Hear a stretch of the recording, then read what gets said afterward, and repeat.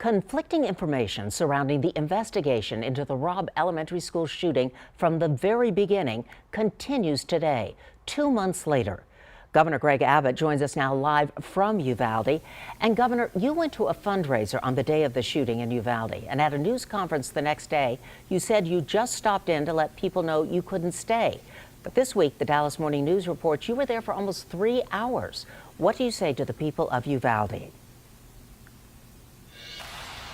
Well, first, obviously, with regard to that, I wanted to explain to the people there what had happened in Abilene, where I was at a fire before arriving in Huntsville, and then I wanted to let them know what was going on in Uvalde, and then took questions about that.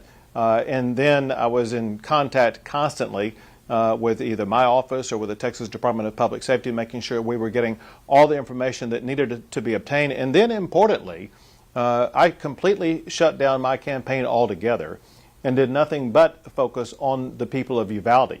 And in fact, I've been in Uvalde every single month since the tragedy took place, including right now, where I continue to work with the people of Uvalde, responding to their needs.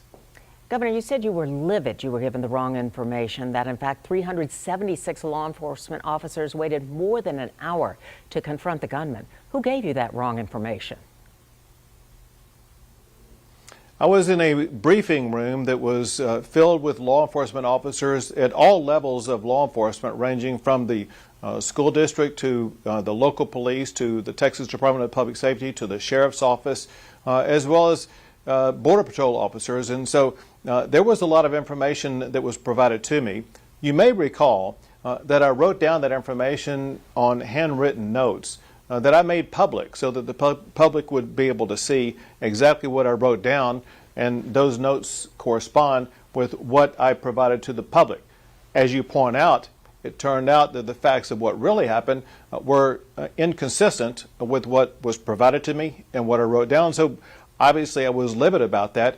But very importantly, since then, there's been the revelation of the videotape as well as the audio tapes, as well as the report that was provided by the Texas House of Representatives that provide in minute detail a lot more about what happened. And so we have a clearer picture now. The most important thing we can do is to make sure that the parents, the families, the victims, and the people of Uvalde know exactly what happened. And I got to tell you this, there's more to come, because there's still the FBI investigation, an investigation by the United States Department of Justice, as well as by the Texas Rangers. But by the time we finish with all of the investigations, everyone will, for one, know exactly what happened, but for another, we will know as a state how to move forward from this tragedy, what needs to be done in the aftermath of this tragedy. I certainly hope we never see this again, with officers standing around for an hour. Absolutely. Now to the border. Absolutely. In April, you began sending busloads of migrants to the nation's capital in protest of the Biden administration's immigration policies. Now, the mayor of Washington, D.C. is asking the National Guard to step in and handle the thousands of people who have arrived there. She calls your operation abhorrent, and it's creating a humanitarian crisis. What do you have to say? That's pure hypocrisy on their part. Know this, Washington, D.C. has declared itself a sanctuary city for illegal immigrants. They should be more than happy to be receiving these immigrants in there. But here's what we have found nationally, and that is leaders in Washington, D.C., including the president himself, they're just fine as long as the border issue remains at the border. But they get all flustered and frustrated when they themselves have to deal with the border crisis in Washington, D.C. And just know this, we continue to send even more people by bus to Washington, D.C. They haven't seen anything yet when it comes to the number of people that will be bused from Texas to Washington, D.C.